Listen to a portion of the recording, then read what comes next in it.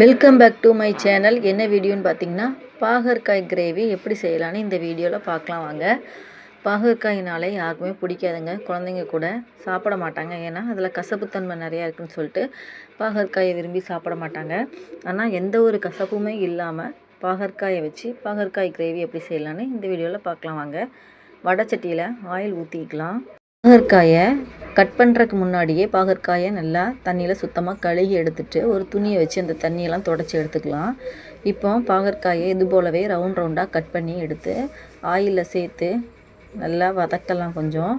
இப்போ கொஞ்சமாக 1 டீஸ்பூன் அளவு மஞ்சள்தூள் சேர்த்து பாகற்காயை நல்லா எண்ணெயில் நல்லா வறுத்து எடுத்துக்கலாம். அப்போ தான் கசப்புத்தன்மை இருக்காதுங்க பாகற்காயில். இது மாதிரி நல்லா வறுத்து எடுத்துக்கணும். இப்போ வேறு ஒரு பாத்திரத்துக்கு மாற்றிக்கலாம். நல்லா வறுபட்டுருச்சு பாருங்கள். பாதி அளவுக்கு நல்லா வெந்து வந்திருக்கு பாகற்காய். இப்போ இதை வேறு ஒரு பாத்திரத்துக்கு மாற்றி எடுத்து வச்சுக்கலாம். இப்போ அதே கடாயில் ஆயில் ஊற்றிக்கலாங்க. ஆயில் நல்லா சூடாகட்டும். சூடானதுக்கப்புறம் அதில் 1 டீஸ்பூன் அளவு கடுகு சேர்த்துக்கலாம். கடுகு சேர்த்ததுக்கப்புறம் 1 டீஸ்பூன் அளவு வெந்தயம் சேர்த்துக்கலாம். 1 டீஸ்பூன் அளவு உளுந்தம்பருப்பு சேர்த்துக்கலாம். 3 சேர்த்து நல்லா எண்ணெயில் பொரிய விட்டுக்கலாங்க. எண்ணெயில் நல்லா பொரிஞ்சு வரட்டும். இதுக்கப்புறம் கட் பண்ணி வச்சுருக்க வெங்காயம், சின்ன வெங்காயம் வேணுனாலும் நீங்கள் சேர்த்துக்கலாம். நான் பெரிய வெங்காயம் தான் கட் பண்ணி வச்சுருக்கேன். அதனால் பெரிய வெங்காயத்தை சேர்த்து நல்லா வதக்கி விடலாம் எண்ணெயிலே. வெங்காயம் நல்லா எண்ணெயிலே வதங்கி வரட்டுங்க. ஓரளவுக்கு வதங்கி வரட்டும். பாகற்காய் கசப்புத்தன்மை இருக்கிறதுனால குழந்தைகளுமே விரும்பி சாப்பிட மாட்டாங்க. ஆனால் பாகற்காய் உடம்புக்கு ரொம்ப நல்லது. உடம்புல புழு பூச்சி குடலில் இருக்கும். குழந்தைங்க அதிகமாக இனிப்பு சாப்பிட்றனால புழு பூச்சி கூட இருக்கும். இந்த பாகற்காய் சாப்பிட்றதுனால அந்த புழுக்கள்லாம் செத்து போயிருங்க. புழுக்கள் அடுத்து இருக்காது. அதனால் இந்த பாகற்காயை குழந்தைங்களுக்குமே கொடுங்க. இப்போ வெங்காயம் நல்லா எண்ணெயில் வதங்கியிருக்குதுங்க. இப்போ ஒரு கொத்து கருவேப்பிலை சேர்த்துக்கலாம். கருவேப்பிலை சேர்த்து அந்த எண்ணெயிலே நல்லா வதக்கி விடலாம். கருவேப்பிலையும் அந்த வெங்காயத்தோடு சேர்ந்து அந்த எண்ணெயில் நல்லா வதங்கி வரட்டுங்க. அப்போ தான் கொஞ்சம் மனம் ஃப்ளேவராக இருக்கும். இப்போ பூண்டு சேர்த்துக்கலாம். பூண்டு ஒரு 10லேருந்து 15 பல் பூண்டு சேர்த்துக்கலாம். நல்லா தோல் நீக்கி பூண்டை சேர்த்துக்கலாம். அதுவும் நல்லா எண்ணெயில் நல்லா வதக்கி விடலாங்க. அந்த பூண்டு நல்லா எண்ணெயில் வதங்கட்டும். இப்போ தக்காளி கொஞ்சம் அதிகமாக சேர்த்துக்கலாம். புளி கொஞ்சம் கம்மி பண்ணிக்கலாங்க. ஏன்னா புளி அதிகமாக சேர்த்தோம்னா பாகற்காய் புளிப்பாயிரும். புளிப்பு சுவை இருந்ததுன்னா நல்லா இருக்காது. அதனால் தக்காளி கொஞ்சம் அதிகமாக எடுத்துக்கலாம். நான் இப்படி தான் செஞ்சுருக்கேன். நீங்களும் இது மாதிரி செஞ்சு பாருங்கள் டேஸ்ட் எப்படி இருக்குன்ட்டு. தக்காளி இப்போ ஒரு 4 தக்காளி எடுத்து அதை மிக்ஸி ஜாரில் அரைச்சி பேஸ்ட்டாக எடுத்து வச்சுருக்கேன். இப்போ அந்த தக்காளி பேஸ்ட்டை அதோடு சேர்த்துக்கலாம். மிக்ஸி ஜாரையும் கழுகி அந்த தண்ணியை சேர்த்துருக்கேன். இப்போ நல்லா அந்த தக்காளி பச்சை வாடை போகிற அளவுக்கு நல்லா வதங்கி வரட்டும். ஒரு 10 நிமிஷம் நம்ம ஒரு மூடி போட்டு மூடிக்கலாம். அந்த தக்காளி நல்லா பச்சை வாடை போய் நல்லா கிரேவி பதத்துக்கு வரட்டுங்க. இப்போ பாருங்கள் நல்லா பச்சை வாடெல்லாம் போய் நல்லா வந்திருக்குது. இப்போ இதோட தேவையான மசாலா பொருள் சேர்த்துக்கலாம். குழம்பு மிளகாய்த்தூள் 2 டீஸ்பூன் சேர்த்துக்கலாங்க. மல்லித்தூள் ஒரு 2 டீஸ்பூன் சேர்த்துக்கலாம்.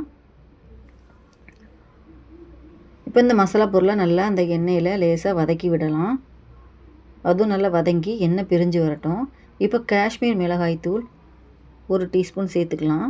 அது எதுக்குன்னா அது காரமும் இருக்காதுங்க, நல்ல கலர் ஃப்ளேவராக இருக்கும். அதுக்காக அந்த காஷ்மீர் மிளகாய்த்தூள் சேர்த்துக்கலாம். ஆப்ஷன் தான், இருந்தால் சேர்த்துக்கோங்க, இல்லைன்னா கூட வேண்டாம்.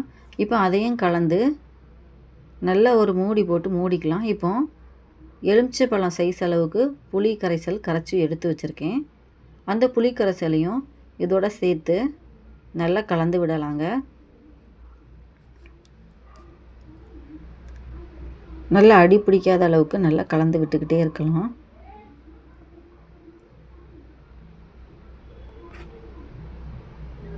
புளி கரைசல் சேர்த்தாச்சு. அதையும் நல்லா கலந்து ஒரு 10 நிமிஷம் மூடி போட்டு மூடிக்கலாம்.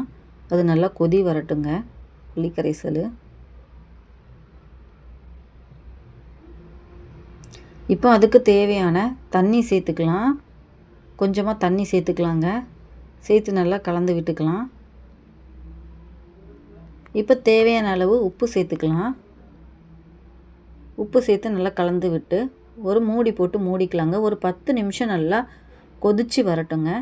இப்போ பாருங்கள், கிரேவி பதத்துக்கு வந்திருக்குது. பார்க்கவும் ரொம்ப அழகாக இருக்குது.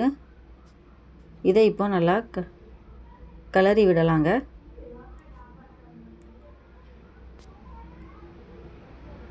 பாருங்கள், நல்லா இருக்குது. இப்போ நம்ம வறுத்து எடுத்து வச்சுருக்க பாகற்காயை இதோட சேர்த்துக்கலாம். பாகற்காய் ஏற்கனவே கொஞ்சம் வெந்து தாங்க இருக்குது. இன்னும் கொஞ்சம் ஒரு கால்வாசி அளவுக்கு தான் வேகணும். இப்போ நம்ம சேர்த்த பாகற்காயை நல்லா அந்த குழம்போட நல்லா மிக்ஸ் பண்ணிக்கலாம். இப்போ இதுக்கு ஒரு மூடி போட்டு இதையும் ஒரு 5 மினிட்ஸ் நல்லா வேக விடலாங்க. பாகற்காயை கொஞ்சம் நல்லா கிளறி விட்டுக்கலாம். கிளறி விட்டுட்டு ஒரு மூடி போட்டு மூடிக்கலாங்க. ஒரு 5 மினிட்ஸ் நல்லா வெந்து வரட்டும். இப்போ பாருங்கள், மூடி எடுத்துக்கலாம். இப்போ நமக்கு தேவையான பாகற்காய் கிரேவி பதத்துக்கு வந்திருக்கு. நீங்களும் இது மாதிரி செஞ்சு பாருங்கள். எப்படி இருக்குன்னு சொல்லி கமெண்ட் பாக்ஸில் கமெண்டில் எழுதுங்க. பாருங்கள், பாகற்காய் கிரேவி சூப்பராக வந்திருக்குதுங்க. பாகற்காய் எந்த விதமான கசப்பும் இருக்காது. இது கூட வெல்லம் வேணால் கொஞ்சமாக ஒரு சின்ன பீஸ் சேர்த்துக்கோங்க. அது ஆப்ஷன் தான், நான் சேர்க்கலை. வெல்லம் சேர்த்துக்கிட்டிங்கன்னா இன்னும் கசப்புத்தன்மையும் இருக்காது. அந்த இனிப்பும் புளிப்பும் கசப்பும் சேர்ந்து ஒரு செமையான டேஸ்ட்டில் கிடைக்கும். இப்போ ஒரு பிளேட்டில் சாதம் போட்டு நம்ம செஞ்சு வச்சுருக்க இந்த பாகற்காய் கிரேவியை எடுத்து வச்சு சாப்பிட்டு பார்க்கலாங்க எப்படி இருக்குன்னு சொல்லிட்டு. சாதம் எடுத்து வச்சாச்சு. இப்போ பாகற்காய் கிரேவியை எடுத்து சைடில் வச்சுக்கலாம். பார்க்கவே நாக்கில் எச்சி ஊறுதுங்க. அவ்வளோ அழகாக இருக்குது, கலர்ஃபுல்லாக இருக்குது. பாகற்காய் பாருங்கள், நல்லா வெந்திருக்குதுங்க. சூப்பராக இருக்குது. இப்போ அந்த பாகற்காய் அதில் இருக்கிற பூண்டு ஒன்று எடுத்து அதையும் சேர்த்து வச்சு சாப்பிட்டு பார்க்கலாம் எப்படி இருக்குன்னு சொல்லிட்டு. டேஸ்ட்டு வேறு லெவலில் இருக்குதுங்க. சூப்பராக இருக்குது. நல்ல கசப்பு இல்லாமல் நல்ல புளிப்பும் காரமும் சேர்ந்து செம்ம டேஸ்டியாக இருக்குங்க. நீங்களும் இது மாதிரி செஞ்சு பாருங்கள். எப்படி இருக்குன்னு சொல்லி கமெண்ட் பாக்ஸில் கமெண்டில் எழுதுங்க. டாட்டா, பாய் பாய்.